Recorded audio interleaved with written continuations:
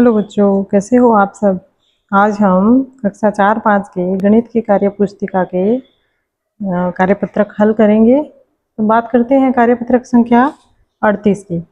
इसकी दक्षता है लंबाई, ऊंचाई, दूरी का अनुमान मानक इकाइयों से लगाने की समझ बना पाना। पहला प्रश्न है, बाल मेले के दौरान सलमा की कक्षा को कागज की झालरों से सजाया गया है। आगे हमारे प्रश्न पूछे गए हैं। सही का निशान लगाओ, यानी जो सही है उस पे सही का निशान लगाना है। जहाँ सबसे लंबी झालर लगी है, सबसे लंबी झालर यहाँ यहाँ यहाँ लगी है, तो ये क्या है? दरवाजे पर, खिड़की पर या ब्लैक बोर्ड पर? तो ये है ब्लैक बोर्ड। ब्लैक बोर्ड पर सबसे लंबी झालर लगी है, तो इस पे हम राइट का निशान लगा देंगे। इसके बाद है, जहाँ सबसे छोटी झालर लगी है, तो खिड़की पर, दरवाजे पर, ब्लैक बोर्ड पर? ये खिड़की है, ये दरवाजा है और ये ब्लैक बोर्ड है। तो यहाँ सबसे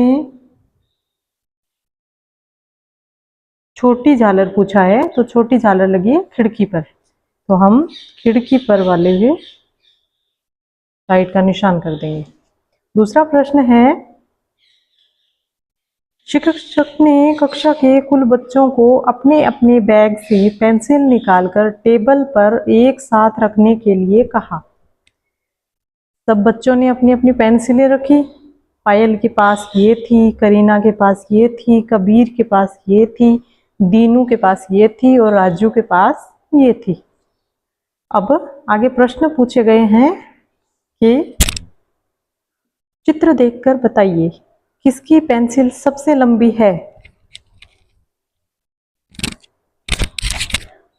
तो इसमें हमें देखना है कि सबसे लंबी ये वाली पेंसिल है, तो ये है कबीर की, तो हम लिख देंगे कबीर की। किसकी पेंसिल सबसे छोटी है? तो छोटी वाली ये है दीनू की। पायल की पेंसिल राजू की पेंसिल से क्या है? अब राजू की पेंसिल ये वाली है और पायल की पेंसिल ये वाली है, तो राजू की पेंसिल से पायल की पेंसिल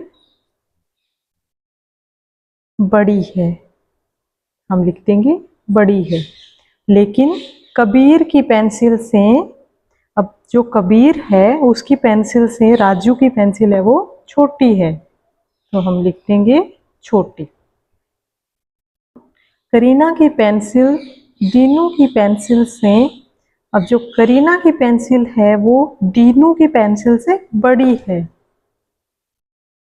बड़ी। लेकिन पायल की पेंसिल, यानी जो पायल की पेंसिल है उससे करीना की जो पेंसिल है वो छोटी है।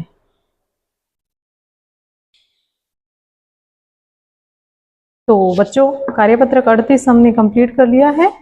अभी हम बात करते हैं कार्यपत्रक 39 की। कार्यपत्रक 39 की दक्षता है हल्का एवं भारी वस्तुओं का अनुमान लगाने की समझ विकसित कर पाना।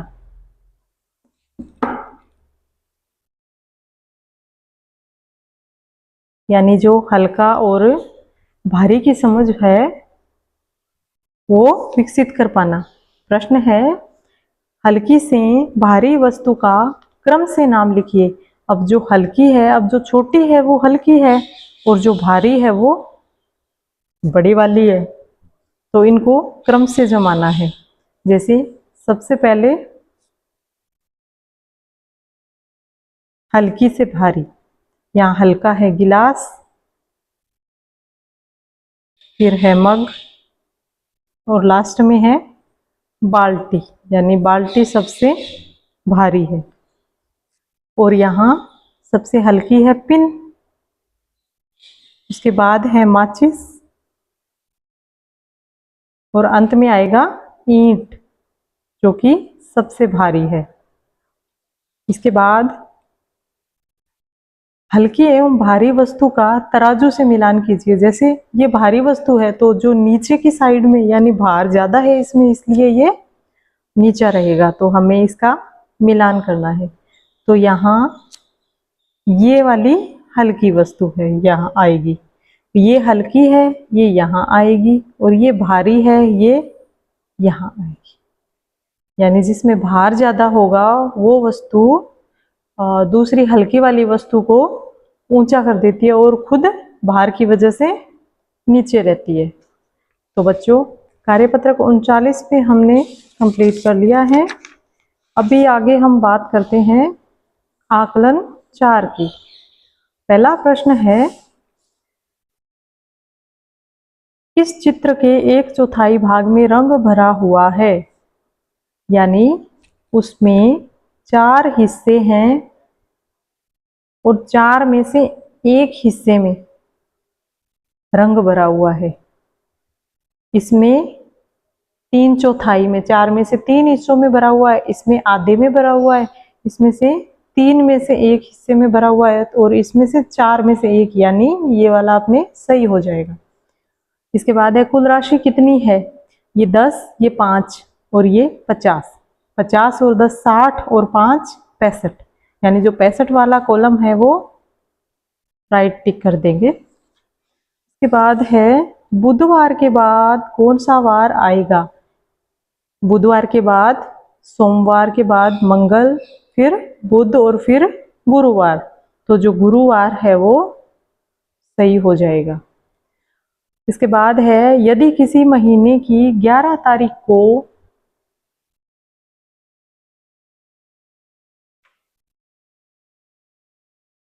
रविवार है तो अगला रविवार किस दिनांक को आएगा। यानी महीने की 11 तारीख को रविवार है, तो 11 तारीख के बाद रविवार है, तो अगला रविवार ज्ञात करना है हमें। तो रविवार के बाद सोमवार, मंगलवार, बुधवार, गुरुवार, शुक्र, शनि, रवि, तो 11 के बाद 12, 13, 14, 15, 16, 17, 18, यानी जो 18 तारीख हमें दी हुई है वो सही हो जाएगा, उस दिन रविवार होगा। इसके बाद है घड़ी में दर्शाया गया समय लिखिए। अब इस घड़ी में बड़ी सुई और जो छोटी वाली सुई है वो 5 पे है और बड़ी सुई 12 पे है, तो इसमें बजे हैं 5 बजे, इसमें बजे हैं 9 बजे, और इसमें बजे हैं 11, और इसमें बजे हैं 3।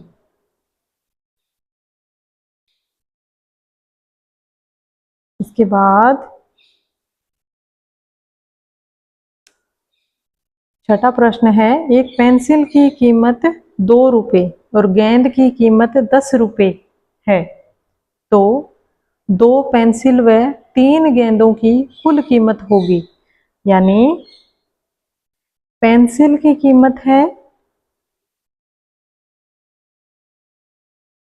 पेंसिल की कीमत है 2 रुपये, तो हमें ज्ञात करनी है 2 पेंसिलों की।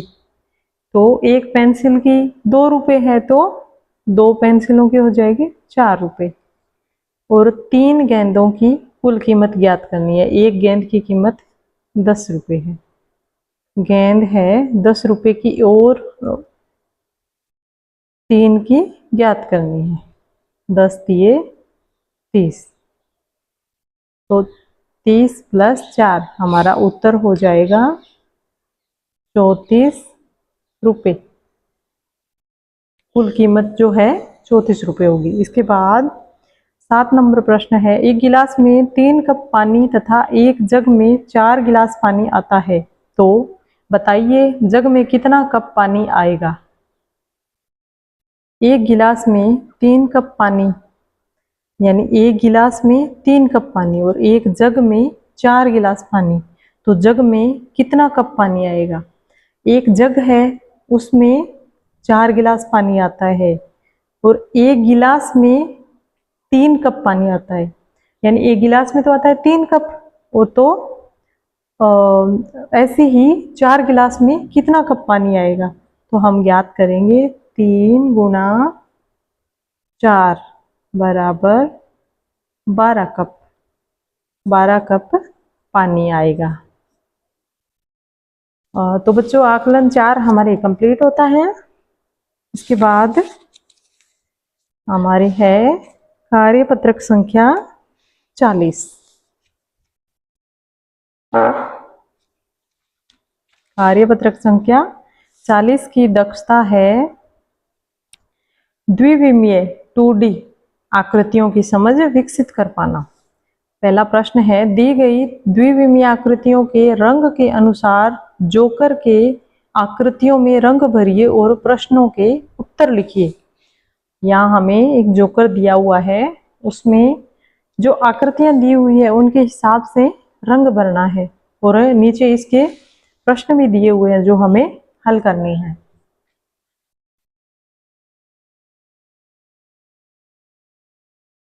तो यहाँ पहले हम रंग की बात कर लेते हैं। तो जितने भी त्रिभुज बने हुए हैं उसमें हमें लाल रंग करना है। जितने भी त्रिभुज हैं, त्रिभुज की आकृतियां जितनी भी है उन सब में हमें करना है लाल रंग। इसके बाद नीला, नीला रंग करना है आयत वाली आकृति में, यानी जितनी भी आयत की आकृतियां हैं उन सभी में हमें करना है नीला रंग। इसके बाद है वर्ग, यानी जिसकी चारों भुजाएं एक समान होती है वो होता है वर्ग। तो ये जो वर्ग है उसमें हमें करना है पीला रंग। इसके बाद है हरा, हरा रंग हमें करना है वृत्त की आकृति में। तो यहाँ हमें जितनी भी वृत्त की आकृतियां दिखती है उन सब में हमें हरा रंग करना है। तो ये तो हो गई चित्र में रंग की बात। अभी हमें प्रश्नों के उत्तर देने हैं। त्रिभुजों की संख्या कितनी है? यानी जो चित्र है उसमें त्रिभुजों की संख्या हमें ज्ञात करनी है।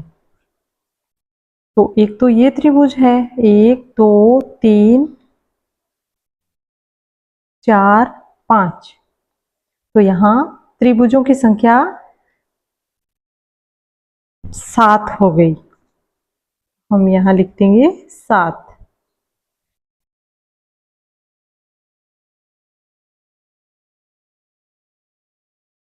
के बाद है वर्ग की संख्या कितनी है? तो यहाँ हम देखेंगे कि वर्ग की संख्या कितनी है। तो वर्ग है चारों समान भुजाओं की आकृति, 1 2 3 4। वर्ग की है 4 संख्या, यानी 4 वर्ग हैं इसमें। वर्ग की संख्या अधिक है या आयत की? तो हमें यहाँ आयत की संख्या ज्ञात करनी पड़ेगी, तभी हमें पता चलेगा कि कौन से ज़्यादा है।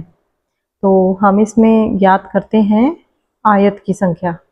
वर्ग की हमने ज्ञात किया 4 है। अभी हम देखेंगे आयत की, 1 2 3 4 5। आयत की संख्या है 5। सॉरी, यहाँ हमें ये नहीं लिखना कि संख्या कितनी है, हमें ऐसे बताना है कि किसकी संख्या अधिक है।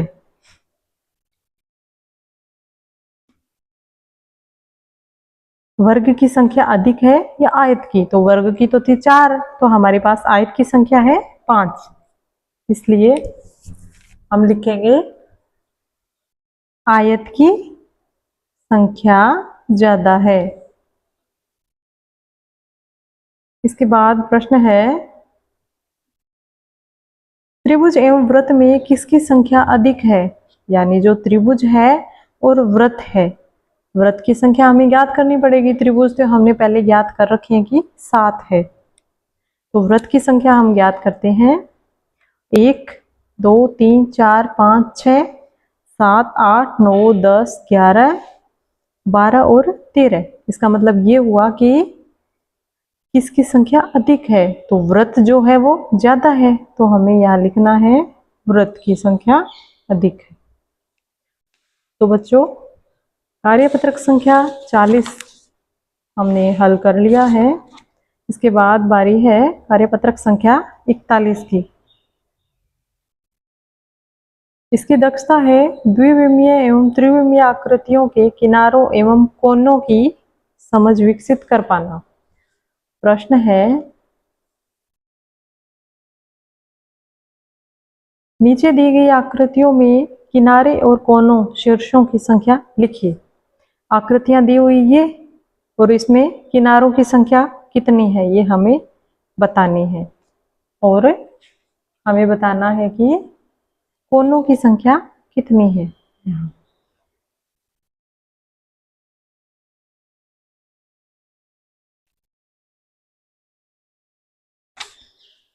तो ये एक माचिस है और इस बॉक्स के एक ये 2 3 इधर वाला 4 5 6। तो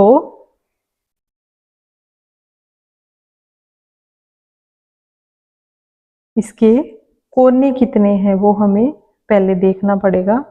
तो एक तो ये कोना है, एक ये 4 और 4 इसके नीचे, यानी 8 कोने हैं। और किनारे कितने हैं, 1 2 3 4 5 6 7 8। और 8 के बाद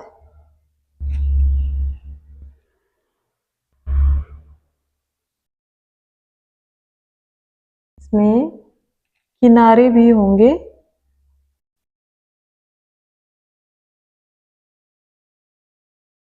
8 ही किनारे होंगे।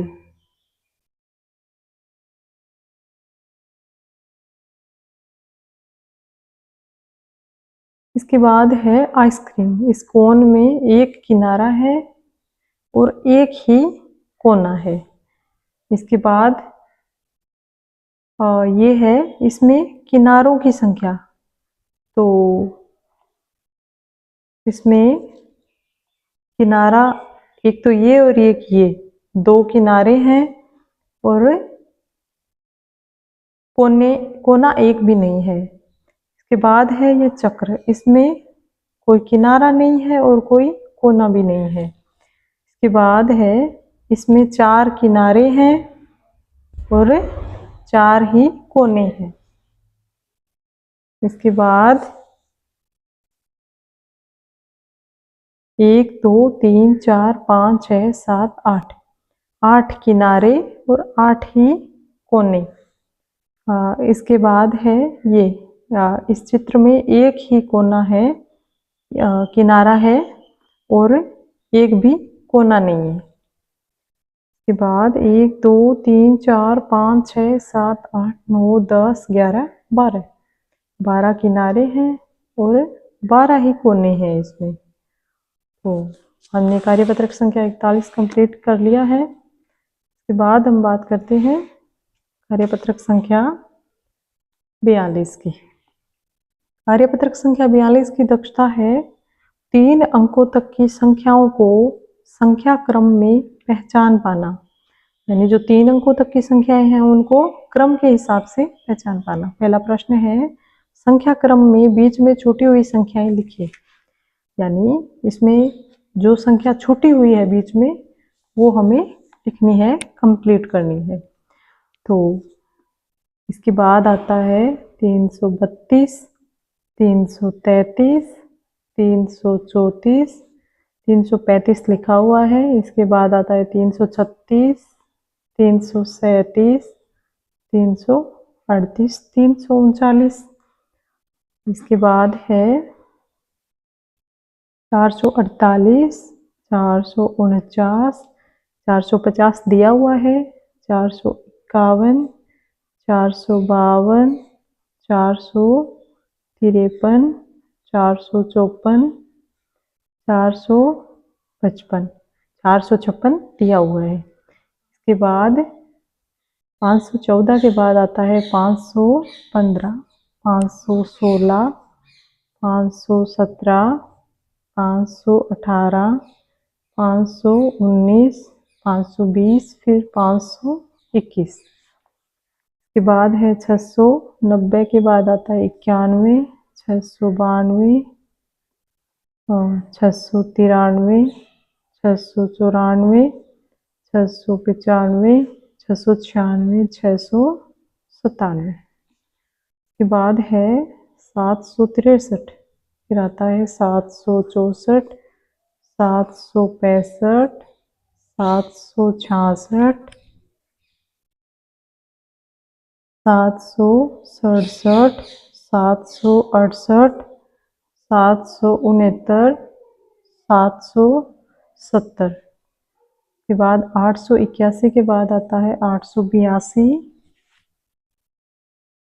883, 884, 885, 886, 887, 888। के बाद आता है 925 के बाद है 926, 927, 928, 929, 930, 931, 932, 933। 212 के बाद आता है 213, 214, 215, 216, 217, 218, 219। आगे 220 दिया हुआ है। इस प्रकार हम इसको हल कर लेंगे। इसके बाद है दूसरा प्रश्न। दूसरे प्रश्न में मैं कौन हूँ मिलान कीजिए। मैं 80 से 2 कम यानी 80 से 2 कम यानी 78। ये है 78, तो हमें इसको मिलाना है इससे। आगे है मैं 3 अंकों की संख्या हूँ। मेरा इकाई और सैकड़े का अंक समान है। 3 अंकों की संख्या, इकाई और सैकड़ा समान, तो ये वाली संख्या है 3 अंकों की और इसमें इकाई, दहाई, सैकड़ा तीनों समान है। तो हम नहीं, सॉरी, ये नहीं होगा। इसमें इकाई और सैकड़ा समान है, तीनों समान नहीं है, तो ये वाला होगा। के बाद में 3 अंकों की सबसे छोटी संख्या हूँ, यानी 3 अंक स्टार्ट होते हैं 100 से। 100 से 3 अंक स्टार्ट होते हैं, तो ये सबसे छोटी 3 अंकों की संख्या है। मैं 499 के ठीक बाद आती हूँ। 499 के बाद आता है 500, हम मिला देंगे इससे। के बाद मैं 3 अंकों की सबसे बड़ी संख्या हूँ। ये वाली जो है ये 3 अंकों की सबसे बड़ी संख्या है। इसके बाद मैं 3 अंकों की संख्या हूँ। मेरे इकाई और दहाई के अंक की जोड़ 12 है। इकाई और दहाई, हाँ, इसमें 5 और 2 7, 5 6 9 10 11 12, तो इसका इकाई और दहाई के योग है 12, तो ये वाला इसका उत्तर हो जाएगा। के बाद मैं 810 व 820 के ठीक बीच में आती हूँ, यानी एक ऐसी संख्या जो 810 और 820 के ठीक बीच में आती है, तो वो होगी 5 अंक बाद में और 5 अंक पहले, 815। अब बात करते हैं तीसरे प्रश्न की। नीचे दिए गए पैटर्न को पहचानकर अगली संख्याएं लिखिए। इसमें पैटर्न दिए हुए हैं, हमें उन्हें देखकर पता लगाना है कि उनके बीच में कितना गैप है, कितनी संख्याएं बीच में छोड़ी हुई है, फिर हमें आगे करना है उसको हल। तो इसमें है 209, फिर 211, फिर 213, यानी 9 से 2 जोड़े तो 211, फिर उसके बाद 2 जोड़े तो 213, तो इसके बाद 2 जोड़ेंगे तो 215, फिर 217, फिर 219, फिर 221, यानी इनके बीच में दो दो का गैप है। आगे है 605, फिर 610, फिर 615, तो हमें पता चल रहा है 5 अंकों का गैप है। तो आगे आएगा 620, फिर 625, फिर 630 और फिर 635 के बाद 810, 820, 830, तो इसका सीधा पता चल रहा है आगे आएगा 840, 850, 860, 870 के बाद 720, 735, 750, तो इसमें 20 और 35 के बीच में 15 का गैप है। 720 से 735 तक पहुंचने में हमें 15 जोड़ने पड़ते हैं।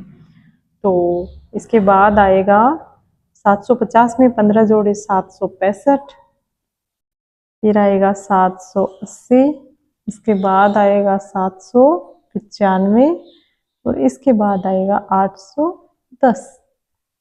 तो हमारे कार्यपत्रक 42 कंप्लीट हो गया है। आगे हम देखते हैं कार्यपत्रक संख्या 43 को। की दक्षता है 3 अंकों तक की संख्याओं को संख्या क्रम में पहचान पाना। पहला प्रश्न है, ठीक बाद में आने वाली संख्याएं लिखिए। यानी जो संख्याएं लिखी हुई है उनके जस्ट बाद कौन सी संख्या आएगी वो हमें लिखना है। 201 के बाद 202, फिर 521 के बाद 522, 840 के बाद 841, 734 के बाद 735, 436 के बाद 437, 327 के बाद 328, 978 के बाद 979, आगे 354 के बाद 355, 629 के बाद 630, 497 के बाद 498, 188 के बाद 189, 799 के बाद आएगी 800। के बाद है ठीक पहले आने वाली संख्या लिखिए। यानी हमें संख्याएं दी हुई है और उससे पहले कौन सी संख्या आएगी वो हमें ज्ञात करके लिखना है। तो 196 से पहले 195, 630 से पहले आएगा 629, 700 से पहले आएगा 699, 500 से पहले आएगा 499, 445 से पहले आएगा 444, 699 से पहले आएगा 698, 201 से पहले 200, 821 से पहले 820, 341 से पहले 339, 234 से पहले 233, 936 से पहले 935, 900 से पहले 899। हाँ, तो बच्चों कार्यपत्रक संख्या 43 हल हो चुका है। इसके बाद है कार्यपत्रक संख्या 44। इसकी दक्षता है 3 अंकों तक की संख्याओं को संख्या रेखा पर प्रदर्शित कर पाना। यानी जो 3 अंकों तक की संख्याएं होती हैं उनको संख्या रेखा पर निरूपित कर पाना। प्रश्न है, संख्या रेखा पर 14, 26, 37, 63, 67, 87 और 95 को निरूपित कीजिए। इसमें सबसे पहले हमें देखना है कि ये 10 हो गए, 11, 12, 13, 14, तो यहाँ आएगा 14। उसके बाद ये 10 और 10 20 और 5 25 और 1 26, यानी यहाँ आएगा 26। उसके बाद 27, 28, 29, 30, फिर 35, 36, 37, यहाँ आएगा 37। इसके बाद 50 लिखा हुआ है, फिर ये 10 जोड़ देंगे तो हो जाएंगे 60, फिर 61, 62, 63, यहाँ आएगा 63, 64, 65, 66, 67, यहाँ आएगा 67। के बाद 68, 69, 70 और ये 10 80, 85, 86, 87, यहाँ आएगा 87। इसके बाद ये 5 कम है 100 से, तो यहाँ आएगा 95। आगे दूसरे प्रश्न में देखते हैं, दी गई संख्याओं को संख्या रेखा पर दर्शाइए। हमें दी गई संख्याएं हैं 25, 45, 38, 99, 71 और 66। इसमें ये 10-10 का गैप होता है, हमें पता है। तो हमें 10, 20 और 25, तो ये हो गया 25। के बाद लिखना है 45, तो 25, 30, 35, 40, 45, ये हो गया 45। उसके बाद लिखा हुआ है 38, तो ये है 40, 40 से 2 कम, ये हो जाएगा 38। के बाद है 99, तो 100 से जो 1 कम है ये हो जाएगा 99। के बाद है 71, 50, 60, 70 और ये 71। के बाद 66, 50, 60, 65 और ये 66। और ये दूसरा प्रश्न हमने कर लिया है। के बाद तीसरा प्रश्न है, दी गई संख्याओं को संख्या रेखा पर दर्शाइए। हमें संख्याएं दी गई है और संख्या रेखा के ऊपर हमें इनको दर्शाना है। तो इसमें सबसे पहले दिया है 55, तो 50 में 5 जोड़ेंगे, ये हो जाएगा 55। फिर करना है 65, 55 और 10 65, तो ये हो जाएगा 65। इसके बाद है 28, तो ये 10 और ये 10 20 और यहाँ तक होगा 25, 26, 27, 28, ये हो जाएगा 28। के बाद है 91, तो 100 से 9 कम, तो 90 और ये 91। के बाद है 67, 65, 66, 67, ये हो जाएगा 67। बाद है 56, तो 55 के जस्ट आगे वाला हो जाएगा 56। और इसके बाद है चौथा प्रश्न। चौथे प्रश्न में मैं कौन हूँ मिलान करो, हमें ज्ञात करना है अनुमान से और देखना है कि इसका कौन सा उत्तर हो सकता है। तो इसमें लिखा है मैं 90 के बहुत करीब हूँ, तो हमें इसमें से देखना है कि 90 की कौन सी संख्या सबसे ज़्यादा करीब है। तो 90 और ये है 96 और ये है 89, दो संख्याएं हमें दिख रही है। तो 89 प्लस 1 90 होता है और 90 प्लस 6 96 होता है, तो ये वाला ज़्यादा सटीक लग रहा है। इसका उत्तर होगा ये। मेरे बाद चौका लगाओ और शतक बनाओ, तो ये है 96। शतक तभी होगा जब 96 में 4 जोड़ेंगे, 4 जोड़ेंगे तो चौका 4 का होता है, 96 प्लस 4 100। के बाद है मैं 100 के 6 नोटों के बराबर हूँ। 6 नोटों के बराबर मतलब 100 गुणा 6, तो ये हो जाएगा 600। मैं 1 शतक व आधे शतक के बराबर हूँ। 1 शतक प्लस आधा शतक यानी 150, ये हमारे हो जाएगा कंप्लीट। अभी हमने कार्यपत्रक संख्या 44 तक कंप्लीट किया है। तो आगे वाली वीडियो में हम आगे वाले कार्यपत्रक हल करेंगे। तो बच्चों, आप कमेंट बॉक्स में ज़रूर बताना कि आपको मेरा वीडियो कैसे लगे। अगर पसंद आए तो लाइक और शेयर ज़रूर करना। Thank you.